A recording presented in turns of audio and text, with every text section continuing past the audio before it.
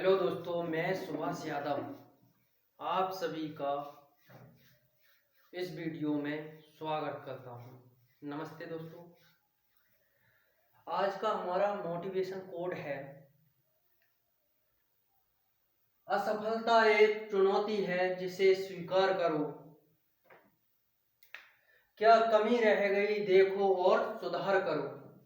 जब तक ना सफल हो नींद चैन को त्यागो तुम। संघर्ष का मैदान छोड़ मत भागो तुम। कुछ किए बिना ही जय जयकार नहीं होती। कुछ किए बिना ही जय जयकार नहीं होती। कोशिश करने वालों की कभी हार नहीं होती। दोस्तों, आज हम 10th क्लास की मैथ स्टार्ट करने को जा रहे हैं, जिसमें हमारा टॉपिक रहा है मेंसुरेशन। आज का टॉपिक है मेंसुरेशन। आज हम डिस्कस करेंगे मेंसुरेशन के सारे फॉर्मूले। तो स्टार्ट करते हैं। चलो दोस्तों,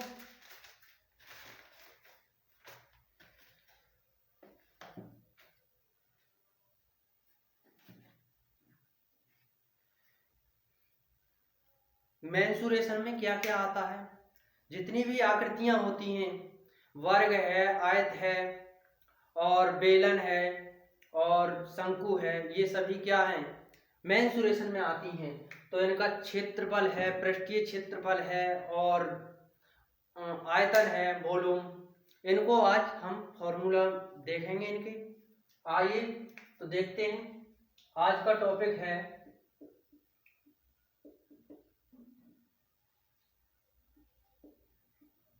मेंसुरेशन।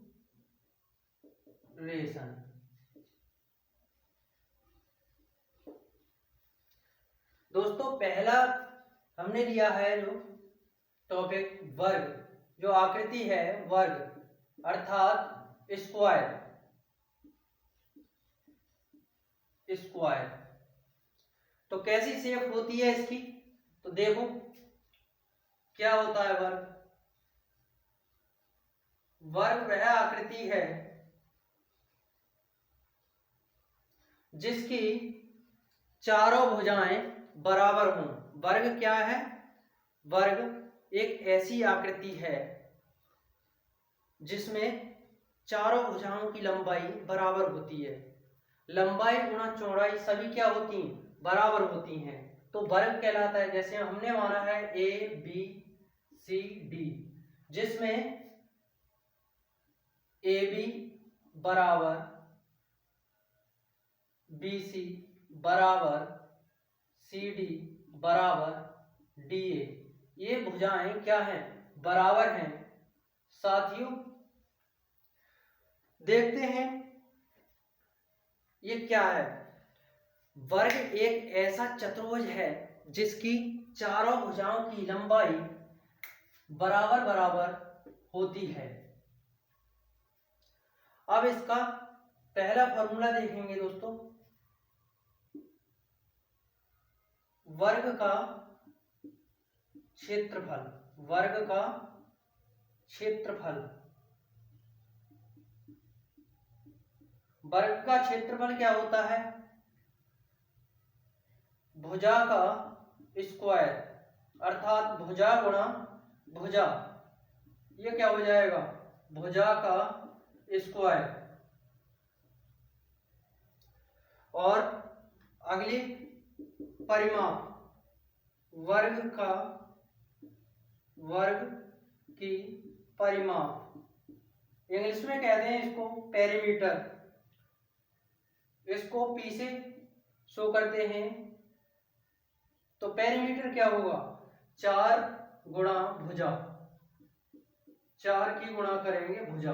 देखो 1 2 3 4, जिसमें कितनी भुजा है? 4 भुजा हैं। 4 तो चारों क्या है? बराबर है। तो चारों भुजाओं का योग कितना होगा? 4 गुणा भुजा। दोस्तों, परिमाप क्या है? परिमाप वह है जो चारों भुजाओं यानी आकृति की जो भी परिधि है, परिधि क्या हो जाएगी? देखो A B, B C, C D, D A, ये चार भुजाएं, चारों भुजाओं का क्या हो जाएगा, योग हो जाएगा, वही क्या कहलाएगी, परिमाप कहलाएगी। ठीक है दोस्तों। और अब इसका तीसरा है फॉर्मूला विकर्ण।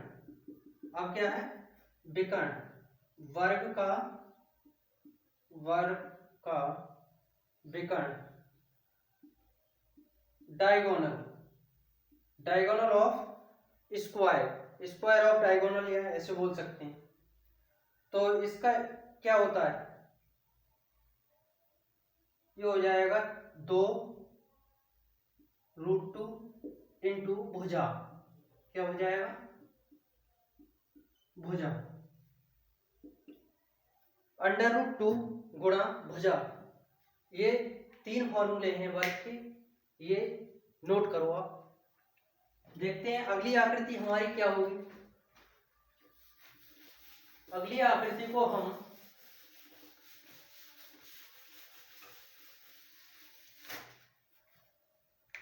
आयत, दूसरी आकृति है हमारी आयत,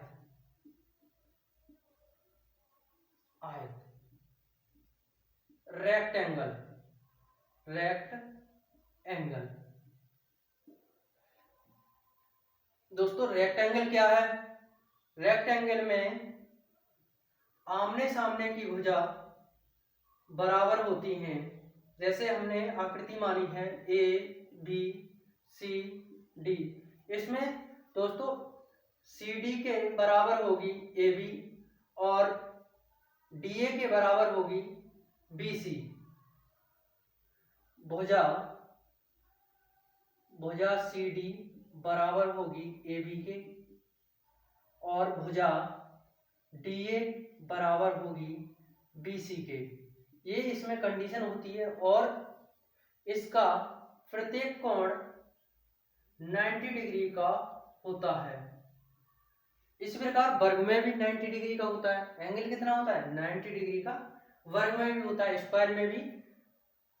और अब देखते हैं क्षेत्रफल, रेक्टेंगल का क्षेत्रफल, आयत का क्षेत्रफल बराबर, दोस्तों इसमें देखो लंबाई गुणा चौड़ाई, लंबाई गुणा चौड़ाई, लंबाई गुणा चौड़ाई, ये आयत का क्षेत्रफल होता है। और अगला फॉर्मूला है इसमें आयत का परिमाप, आयत का परिमाप देखेंगे तो आयत का परिमाप होता है, देखो ये वाली भुजा इसके बराबर है, ये वाली भुजा डी ए बराबर बी सी है, तो देखो दो दो हो गई, चार भुजा होंगी। देखो चार जगह लिखा जाएगा, जैसे ए बी प्लस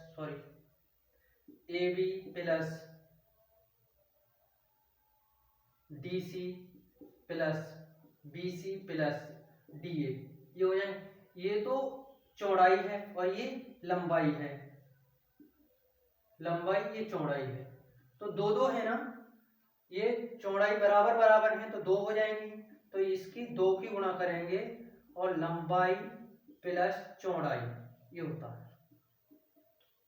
ठीक है। और इसमें अब देखते हैं प्यारे दोस्तों डायगोनल, या आयत का विकर्ण,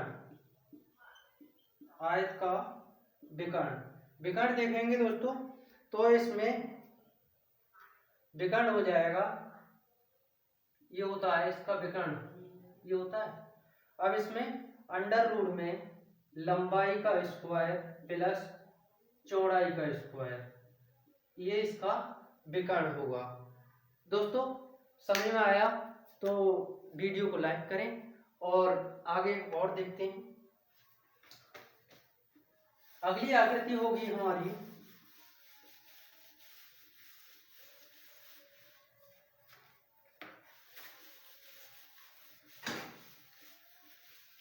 अगली आकृति को हम लेंगे तीसरी आकृति, तीसरी आकृति देखो, वृत्त, क्या होगी, वृत्त यानी सर्किल। सर्किल, सर्किल कैसा होता है,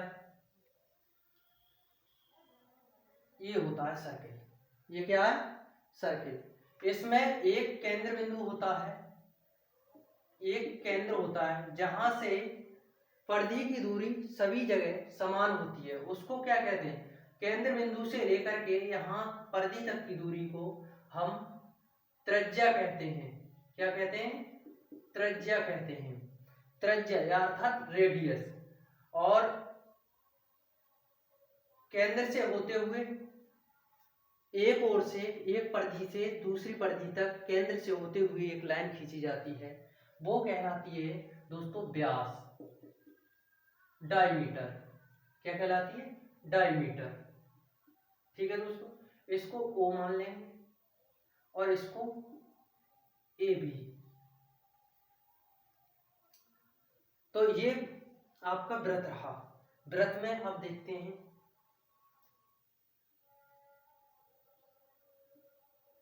वृत्त का क्षेत्रफल। वृत्त का क्षेत्रफल बराबर दोस्तों पाई r स्क्वायर, अर्थात पाई की गुणा करेंगे और त्रिज्या का स्क्वायर, ये होता है वृत्त का क्षेत्रफल। दूसरी बात, वृत्त का परिधि, वृत्त की परिधि, पेरीमीटर, सर्किल ऑफ पेरीमीटर। तो वृत्त की परिधि देखेंगे, वृत्त की परिधि होती है 2 पाई r। देखो ये यहां से यहां तक 1 पाई हो जाती है और ये 2 पाई हो जाएंगी, तो वृत्त इसमें r की गुणा कर देंगे तो ये कहलाएगी वृत्त की परिधि। और वृत्त की परिधि हो गई। उसके बाद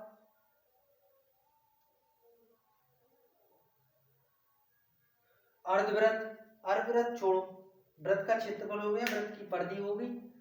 अब इसके बाद अगली आकृति को देखते हैं। अगली आकृति है हमारी, हाँ एक और लिख लो इसमें तीसरा लिख लो, वृत्त, अर्धवृत्त, अर्धवृत्त का क्षेत्रफल, अर्धवृत्त का क्षेत्रफल। दोस्तों ये पूरे वृत्त का क्षेत्रफल है और आधे वृत्त का क्षेत्रफल निकालेंगे तो आधा ही तो हो जाएगा, हाफ हो जाएगा, पाई r स्क्वायर, ये हो जाएगा। ठीक है, अब सुनो, अगली आकृति हम जो लेने वाले हैं वो है बच्चों घन। क्या है, घन। नोट करते रहो साथ साथ।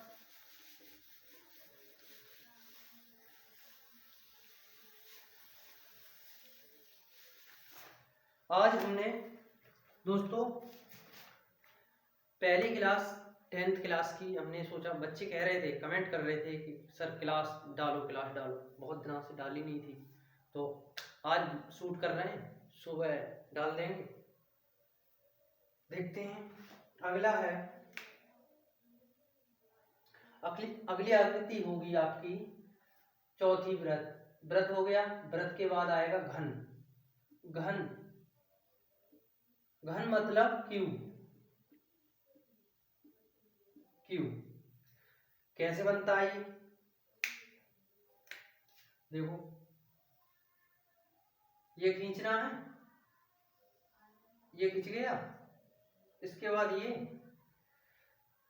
दोस्तों यहां पर देखो, ये खींच लिया, ये खींच दिया, ये खींचो,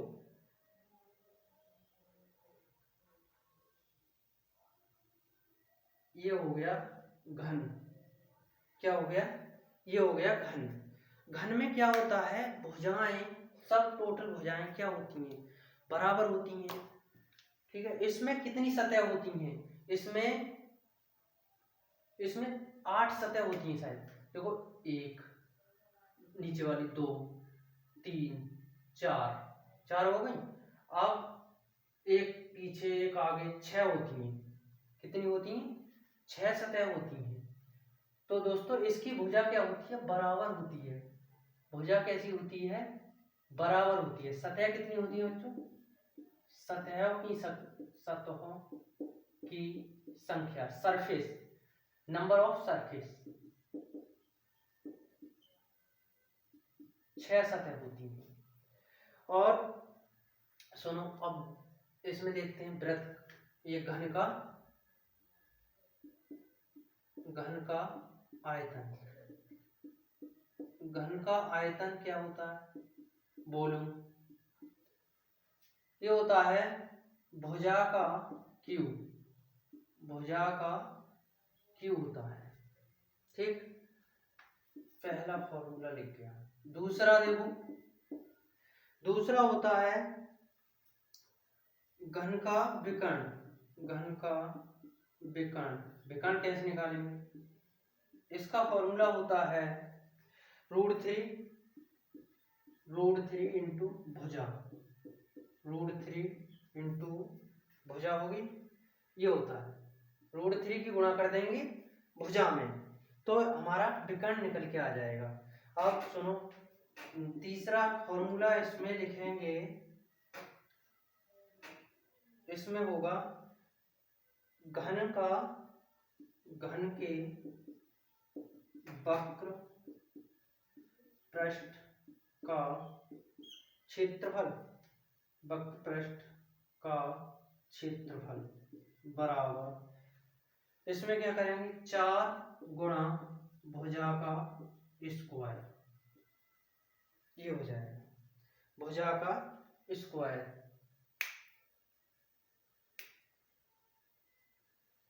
ठीक है प्यारे दोस्तों, और एक और लिखो इसमें, घन का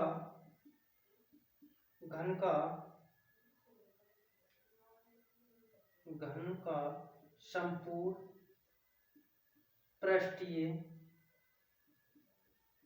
पृष्ठीय क्षेत्रफल, ये हो जाएगा 6 की गुणा करेंगे भुजा में, भुजा स्क्वायर।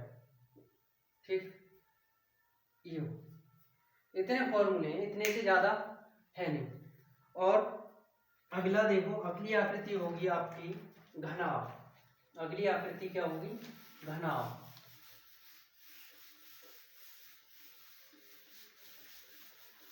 अगली आकृति होगी प्यारे दोस्तों घनाभ।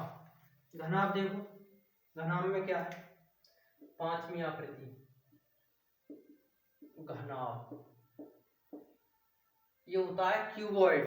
क्या होता है? क्यूबॉइड। क्यूबॉइड, क्यूबॉइड में देखो कैसे बनता है। इसकी आकृति सेम कैसे दिखा सकते हैं क्यूबॉइड। और घन समझाया है अभी। घन में क्या होता है, जो लूडो खेलते हैं आप लोग, तो लूडो में जो गोटा होता है उसे फेंकते हैं, उसकी सतह सेम टू सेम 6 सतह होती हैं उसकी, तो वही बताया था हमने। वो क्या है? घन है, वो एक प्रकार से ठोस घन है। अब हम समझाने की कोशिश कर रहे हैं, क्या समझा रहे हैं कि घनाभ क्या है। घनाभ देखो, ये घनाभ होता है ईंट के प्रकार का, ईंट की जो शेप होती है वो क्या कहलाती है? घनाभ होती है। अब देखो ये डिब्बा है मोबाइल का, ऐसे देखो ये सब क्या है? ये लंबाई होती है, ऊंचाई होती है, और ये सब भुजाएं। इसमें क्या होता है? ऊंचाई लंबाई ये सब अलग अलग होती हैं प्यारे दोस्तों। और घन में क्या होता है? सभी बराबर होती हैं। तो इसमें अभी समझाते हैं क्या होने वाला है। सुनो, अब घन देखो कैसे बनेगा।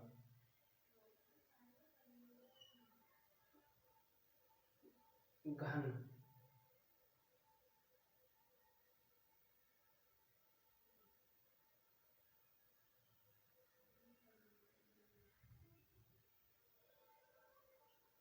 ये क्या है? घन है। ये क्या है दोस्तों? ये घन है। ठीक, इसमें क्या है कि ये लंबाई हो जाएगी, ये क्या हो जाएगी? लंबाई हो जाएगी L, और ये क्या हो जाएगी? ऊंचाई हो जाएगी, ये ऊंचाई हो जाएगी, क्या हो जाएगी? ऊंचाई H, और ये क्या हो जाएगी? B, चौड़ाई हो जाएगी, ये चौड़ाई हो जाएगी। तो इसमें देखो घनाभ का पहला फॉर्मूला होगा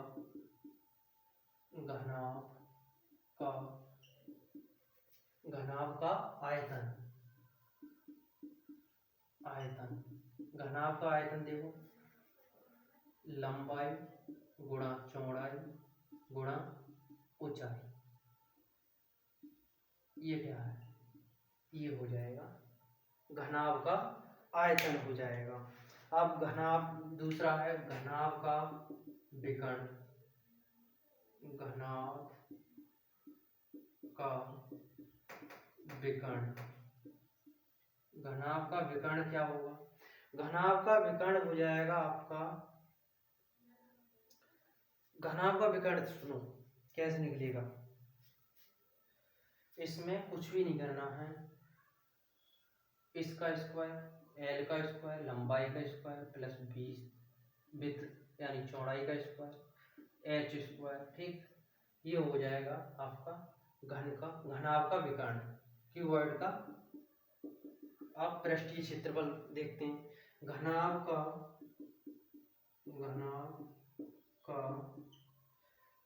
का वक्र पृष्ठ लिखेंगे, क्या लिखेंगे, वक्र पृष्ठ का क्षेत्रफल। घनाभ का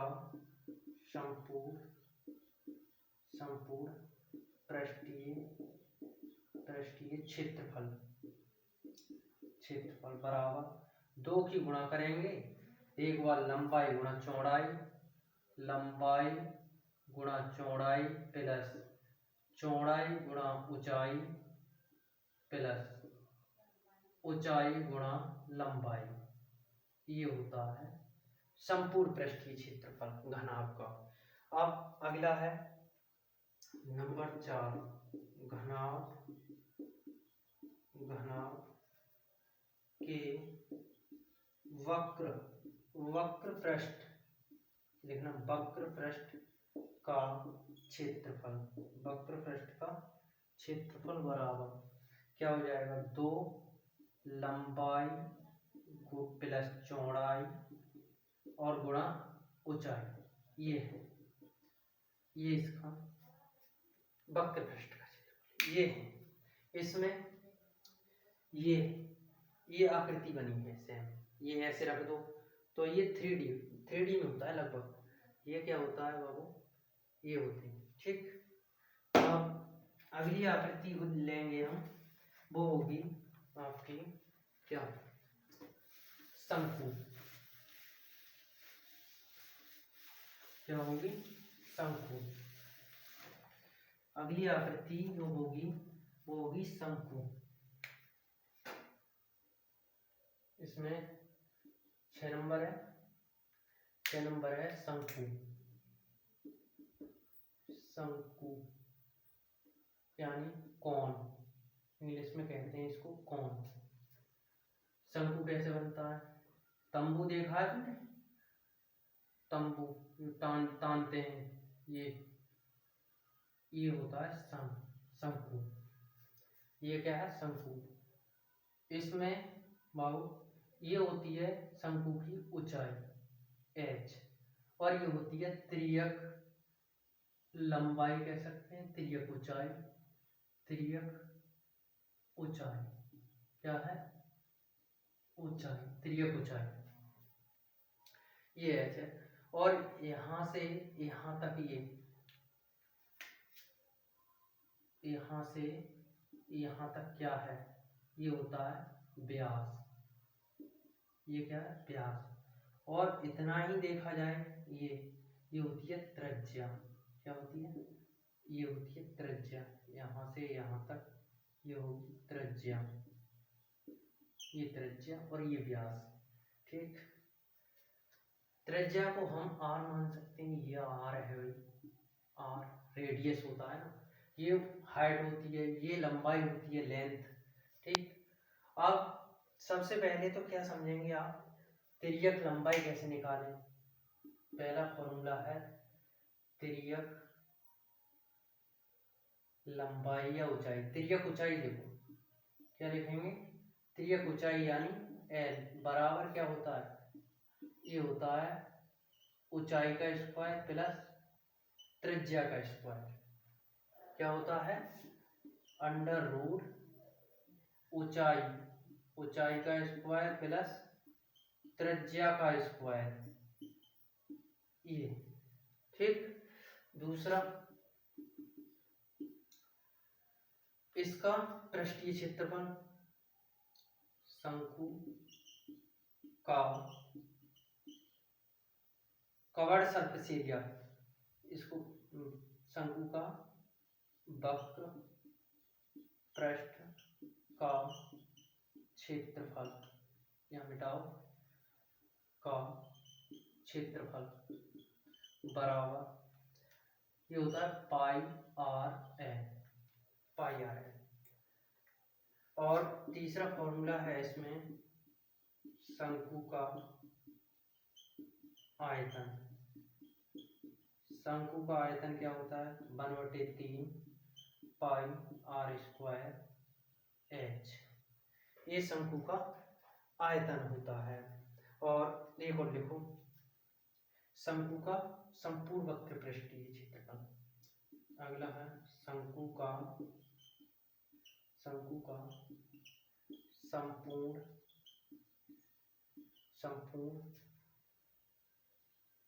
वक्र पृष्ठों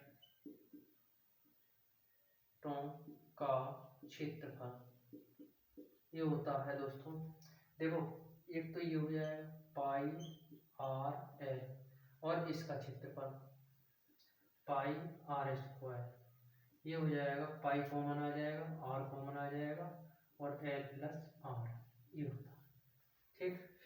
अब इसमें कुछ भी नहीं बचा, वैसे देखा जाए तो इससे सब कुछ निकल आएगा। देखो कैसे निकालेंगे, मेन फॉर्मूला होता है त्रिज्यक लंबाई का, एल स्क्वायर बराबर H square plus R square. इससे हम कुछ भी निकाल सकते हैं, एच भी निकाल सकते हैं, एच निकालते हैं तो आर इधर चला जाएगा और आर निकालते हैं तो एच इधर चला जाएगा और एल तो है ही, तो अंडर रूट में चला जाएगा ठीक। और अगला है भाई, अब अगला कौन सा है बताओ, बेलन, बेलन का है, ये है बेलन, जो भी नंबर तो भूल गए, 7वां होगा शायद, बेलन, ये है बेलन, इसको कहते हैं इंग्लिश में सिलेंडर, सिलेंडर क्या है, सिलेंडर। अब सिलेंडर को कैसे बनाते हैं हम, बेलन, ये होता है सिलेंडर भाई, यहाँ ध्यान दो, ये होता है, ये बना के दिखा रहे हैं आपको,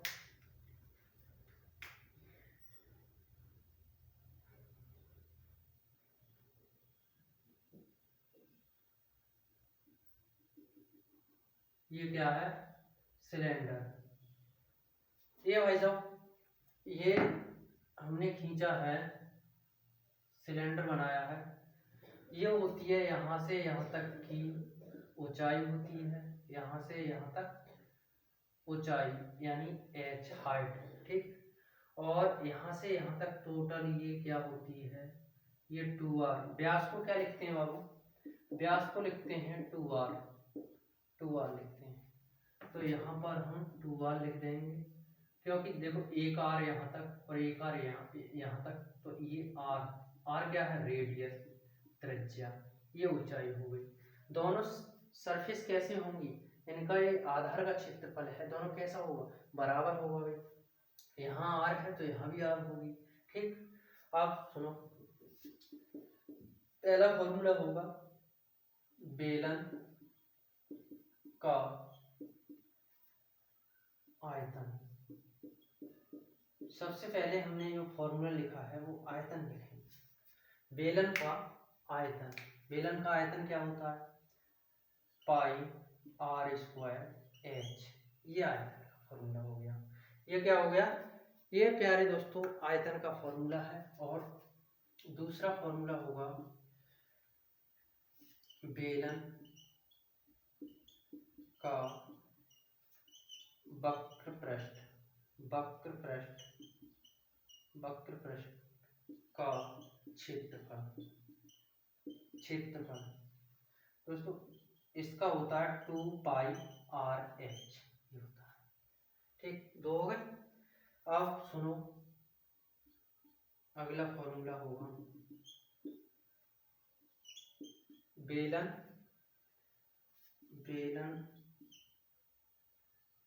के संपूर्ण वक्र पृष्ठों, संपूर्ण पृष्ठों कह दो या वक्र पृष्ठों का क्षेत्रफल, टोटल सरफेस एरिया। इसको टोटल सरफेस एरिया क्या हो जाएगा, टोटल सरफेस एरिया। तो यहाँ लिखते हैं ये 2πRH तो है ही पहले से। अब दोनों का इनका आधार का क्षेत्रफल कितना होगा भाई, आधार का क्षेत्रफल होगा, देखो एक का देखेंगे तो πr square plus πr square, और ये हो जाएगा आपका 2πRH प्लस 2πr स्क्वायर। ठीक, इसमें से हम 2πr कॉमन लेंगे और h बचेगा, यहाँ से बचेगा r, ये हो जाएगा आपका,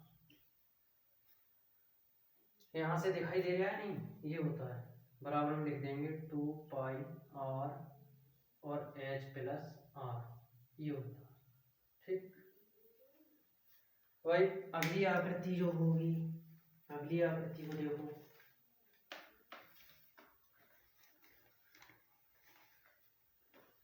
अब सुनो, अगली आकृति जो लेंगे हम,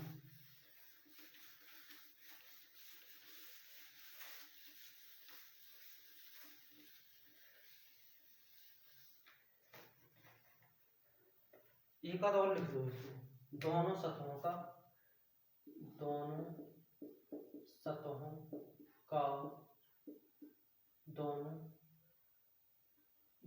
सतहों ये देखना सरफेस का एरिया यानी क्षेत्रफल, ये हो जाएगा 2πr स्क्वायर, ये होता है।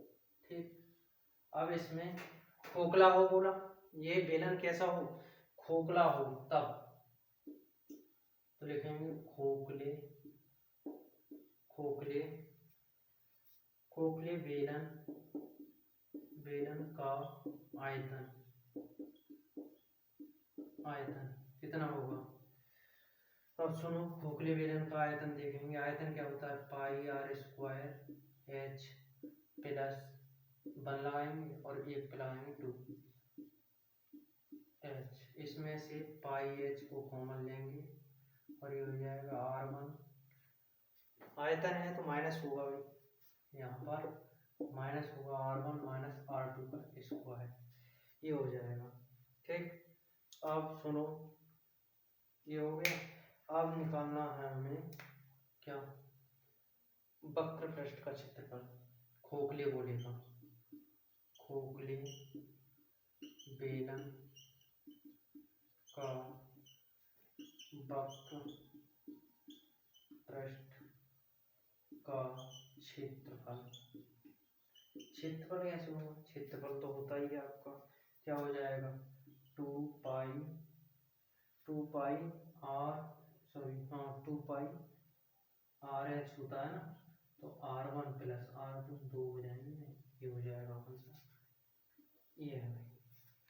अब हमारा होगा अगली आकृति भाई, अगली आकृति होगी,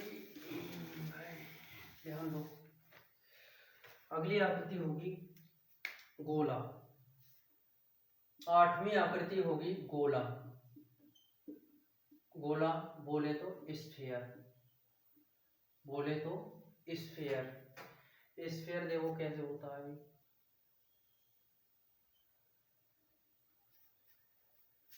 एक सवाल आपसे भी है भाई, गोला और वृत्त में क्या अंतर है, गोला और वृत्त में क्या अंतर है। ये बन गया भाई गोला, ये क्या बन गया, ये बन गया भाई गोला, सेट कर दें इसको, ये है गोला। फुटबॉल देखी है आपने, वो गोला होती है, क्या होती है, गोला होती है।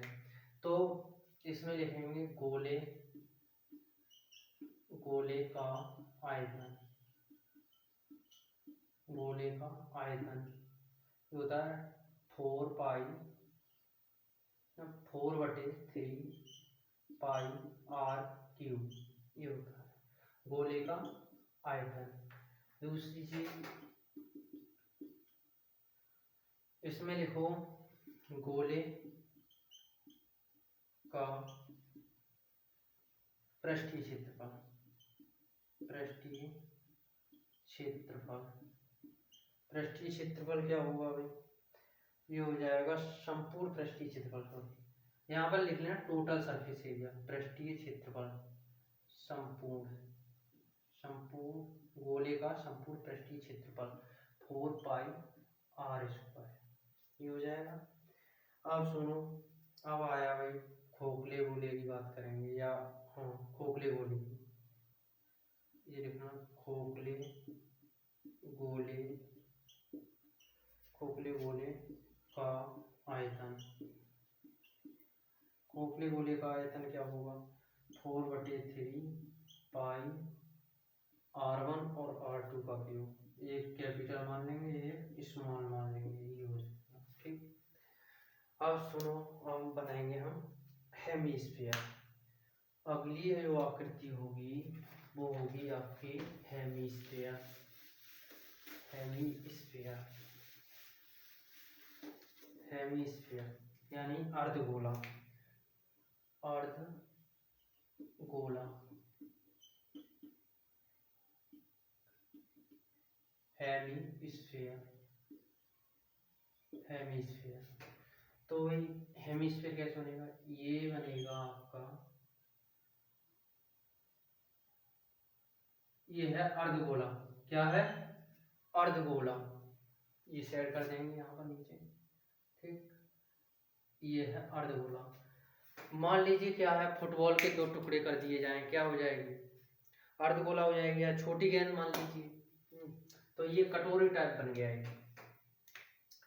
ठीक, अब इसमें क्या है अर्धगोले का, अर्धगोले का आयतन,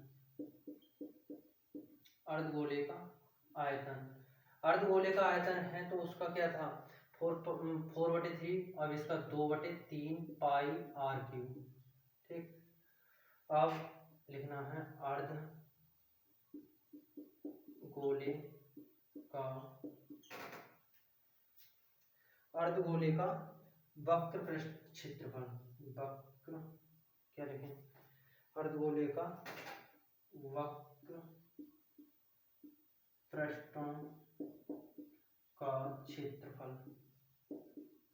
ये हो जाएगा आपका, ये यहाँ भी देखो ये होती है टोटल 2π, r होता है 2r, यहाँ से यहाँ तक क्या होता है, इधर भी खींच लो त्रिज्या हो जाएगी, ये भी त्रिज्या, ये भी अंदर को त्रिज्या है, सब इधर भी खींच सकते हो, त्रिज्या होंगी इधर को खींचेंगे तो, त्रिज्या होंगी यहाँ से खींचेंगे तो। ठीक, अब इसका क्या होता है 2πr²। ठीक, अब बोल दिया जाए कि अर्धगोले का संपूर्ण पृष्ठीय क्षेत्रफल, संपूर्ण पृष्ठीय क्षेत्रफल बराबर क्या हो जाएगा 3πr²। थैंक यू दोस्तों। देखो कुछ गलती हुई हो तो इसमें कमेंट करके बताना, और वीडियो को लाइक करो, शेयर करो एंड सब्सक्राइब करो चैनल को। दोस्तों आज हमने स्टार्ट किया है 10th की मैथ, इसमें देखते हैं क्या हमें फीडबैक मिलता है। ठीक है दोस्तों, थैंक यू।